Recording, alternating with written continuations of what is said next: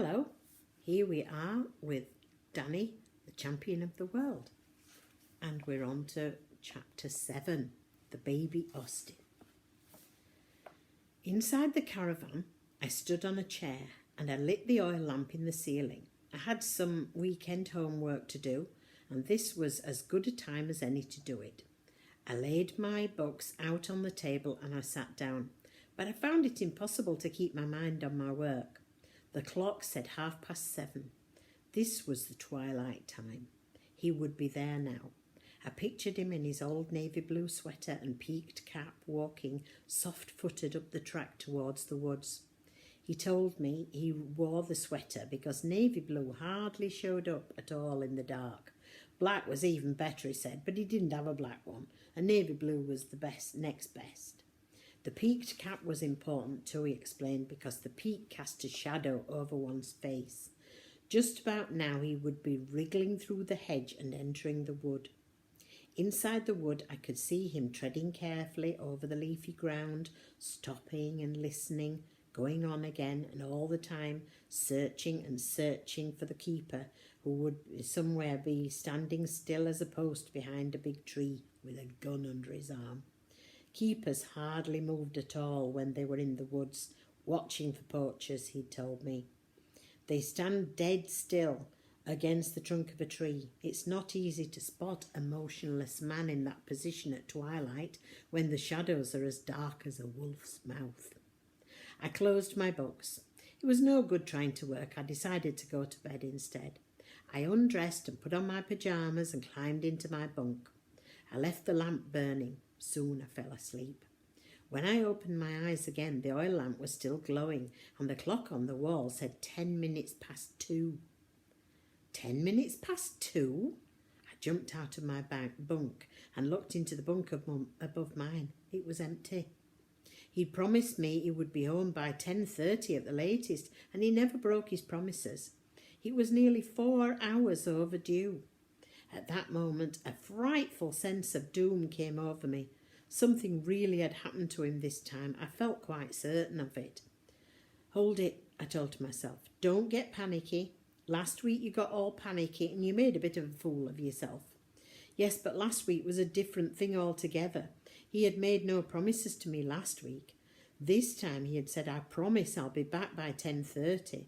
Those were his exact words. And he never, absolutely never broke a promise. I looked again at the clock. He'd left the caravan at 6, which meant he'd be gone for over 8 hours. It took me 2 seconds to decide what I should do. Very quickly I stripped off my pyjamas and I put on my shirt and my jeans.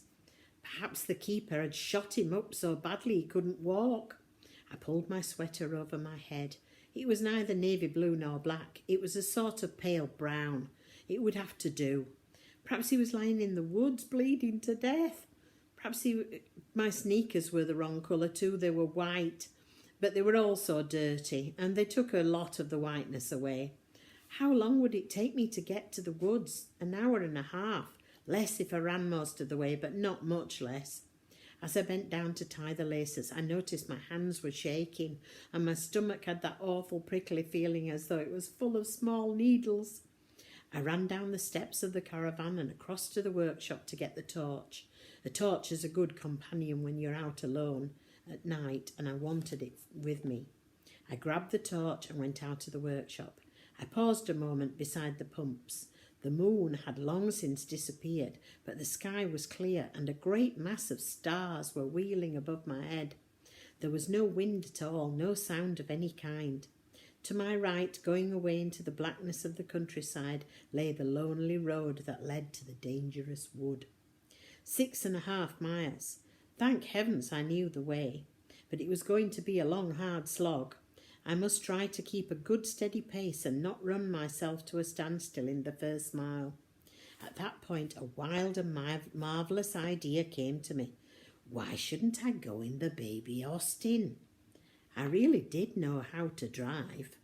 My father had always showed me to move the cars around when they came in for repair. He let me drive them into the workshop and back them out again afterwards, and sometimes I drove one of them slowly over to the pumps in first gear. I loved doing it. and I would get there much quicker if I went in the car. This was an emergency. If he was wounded and bleeding badly, then every minute counted. I'd never driven on the road, but I would surely not meet any cars at this time of night. I would go very slowly and keep close into the hedge on the proper side. I went back to the workshop and switched on the light. I opened the double doors and I got into the driver's seat of the baby Austin. I turned on the ignition key and I pulled out the choke. I found the starter button and pressed it. The motor coughed once and then started. Now for the lights. There was a pointed switch on the dashboard and I turned it to S for side lights only. The side lights came on. I felt for the clutch pedal with my toe. I was just able to reach it, but I had to point my toe. If I wanted to press it all the way down, I pressed it down. Then I slipped the gear lever into reverse and slowly I backed to the car out of the workshop. I left her ticking over and went back to switch the workshop lights off. It was better to keep everything looking as normal as possible. The filling station was in darkness now, except for a dim light coming from the caravan where the little oil lamp was still burning. I decided to leave that on. I got back into the car and I closed the door. The side lights were so dim I hardly knew that they were there, so I switched on the headlights. That was better. I searched for the dipper with my foot and I found it. I tried it and it worked. I put the headlamps on full. If I met another car, I must remember to dip them. Although actually they weren't bright enough to dazzle a cockroach. They didn't give any more light than a couple of good torches. I pressed down the clutch pedal again and pushed the gear lever into first. This was it. My heart was thumping away so fiercely I could hear it in my throat. 10 yards away lay the main road. It was as dark as doomsday. I released the clutch very slowly and at the same time I pressed down just a fraction of an inch on the accelerator with my right toe and steadily, oh wonderfully, the little car began to lean forwards and steal into motion. I pressed a shade harder on the accelerator and we crept out of the filling station onto the dark deserted road. I will not pretend I wasn't petrified, I was, but mixed in with that awful fear was a glorious feeling of excitement. Most of the really exciting things we do in our lives scare us to death. They wouldn't be as exciting if they didn't. So I sat very stiff and upright in my seat, gripping the steering wheel tight with both hands. My eyes were about level with the top of the steering wheel, and I could have done with a cushion to raise me up higher, but it was too late for that. The road seemed awfully narrow in the dark. I knew there was enough room for 2 cars to pass. I'd seen them from the filling station doing it in a million times, but it didn't look that way to me from where I was.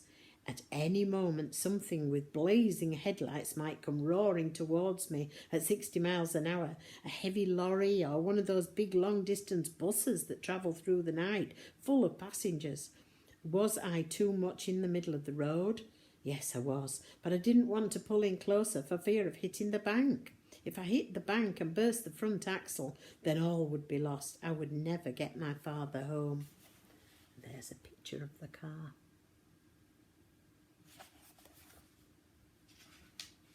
The motor was beginning to rattle and shake. I was still in first gear. It was vital to change up into second, otherwise the engine would get too hot. I knew how the change was done, but I'd never actually tried doing it. Around the filling station I was always stayed in first gear. Well, here goes.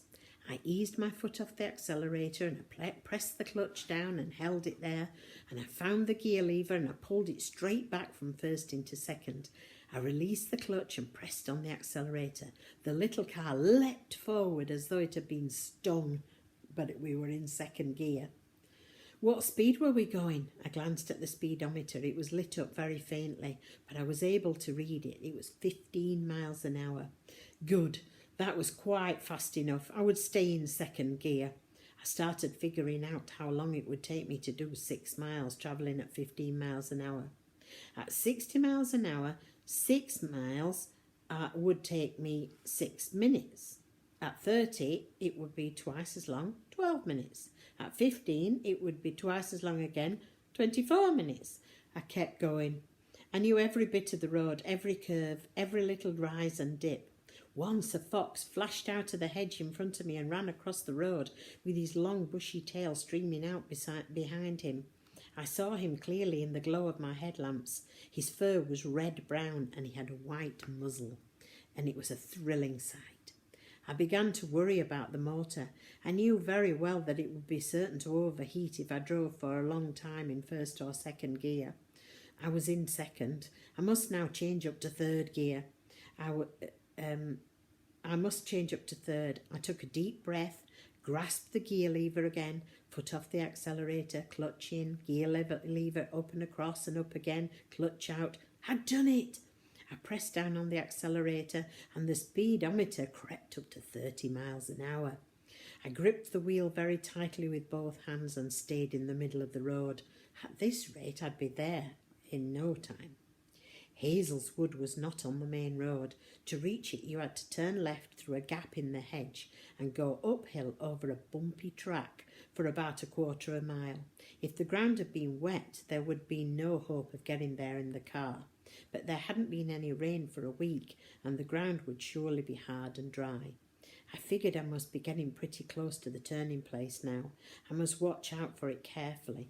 It would be easy to miss it. There was no gate or anything else to indicate where it was. It was simply a small gap in the hedge, just wide enough to allow farm tractors to go through. Suddenly, far ahead of me, just below the rim of the night sky, I saw a splash of yellow light. I watched it trembling. This was something I'd been dreading all along. Very quickly the light got brighter and brighter and nearer, and in a few seconds it took shape and became the long white beam of headlamps from a car rushing towards me. My turning place must be very close now. I was desperate to reach it and swing off the road before that monster reached me. I pressed my foot hard down for more speed. The little engine roared. The speedometer needle went from 30 to 35 and then to 40. But the other car was closing fast, its headlights like two dazzling white lights. They grew bigger and bigger, and suddenly the whole road in front of me was lit up as clear as daylight, and swish! The thing went past me like a bullet. It was so close I felt the wind of it through my open window, and in that tiny fraction of a second, when the two of us were alongside one another, I caught a glimpse of its white painted body, and I knew it was the police. I didn't dare look round to see if they were stopping and coming back after me. I was certain they would stop. Any policeman in the world would stop if he suddenly passed a small boy in a tiny car chugging along a lonely road at 2:30 in the morning. My only thought was to get away, to escape, to vanish, though heaven knows how I was going to do that. I pressed my foot harder still on the accelerator. Then, all of a sudden, I saw in my own dim headlights the tiny gap in the hedge on the left-hand side. There wasn't time to brake or slow down, so I just yanked the wheel hard over and prayed. The little car swerved violently off the road, leaping through the gap and hit the rising ground, bouncing high in the air, then skidding round sideways behind the hedge and stopped. Whew! The first thing I did was switch off all the lights. I'm not quite sure what made me do this, except that I knew I must hide, and I knew that if you were hiding from someone in the dark, you didn't shine lights all over the place to show where you were. I sat very still in my dark car, and the hedge was a thick one. I couldn't see through it. The car had bounced and skidded sideways in such a way that it was now right off the track. It was behind the hedge and in a sort of field. It was facing back towards the filling station, tucked in very close to the hedge. I could hear the police car. It had pulled up about 50 yards down the road, and now it was backing and turning.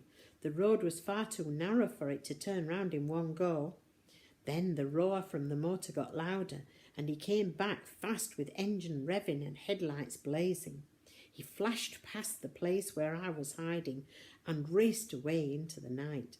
That meant the policeman had not seen me swing off the road. But he was certain to come back again looking for me, and if he came back slowly enough, he would probably see the gap, and he would stop and get out of his car. He would walk through the gap and look behind the hedge, and then Then his torch would shine in my face and he would say, "What's going on, sonny? What's the big idea? Where do you think you're going? Whose car is this? Where do you live? Where are your parents?" He would make me go with him to the police station, and in the end they would get the whole story out of me and my father would be ruined. I sat quiet as a mouse and waited. I waited for a long time, and then I heard the sound of the motor coming back again in my direction. It was making a terrific noise. He was going flat out. He whizzed past me like a rocket. The way he was gunning that motor told me that he was a very angry man. He must have been a very puzzled man too. Perhaps he was thinking he'd seen a ghost boy driving a ghost car. I waited to see if he would come back again. He didn't come. I switched on my lights. I pressed the starter and she started at once. But what about the wheels and the chassis? I felt sure something must have got broken when she jumped off the road and onto the cart track. I put her into gear and very gently began to ease her forward. I listened carefully for horrid noises. There were none. I managed to get her off the grass and back onto the track. I drove very slowly now. The track was extremely rough and rutted, and the slope was pretty steep. The little car bounced and bumped all over the place, but she kept going. Then at last ahead of me and over to the right, looking like some gigantic black creature crouching on the crest of the hill, I saw Hazel's Wood. Soon I was there. Immense trees rose up towards the sky all along the right-hand side of the track. I stopped the car, I switched off the motor and the lights, and I got out, taking the torch with me. There was the usual hedge dividing the wood from the track, and I squeezed my way through it, and suddenly I was right inside the wood. When I looked up at the trees had closed in above my head like a prison roof. I couldn't see the smallest patch of sky or a single star. I couldn't see anything at all. The darkness was so solid around me I could almost touch it. "Dad," I called out. "Dad, are you there?" My small high voice echoed through the forest and faded away. I listened for an answer, but none came.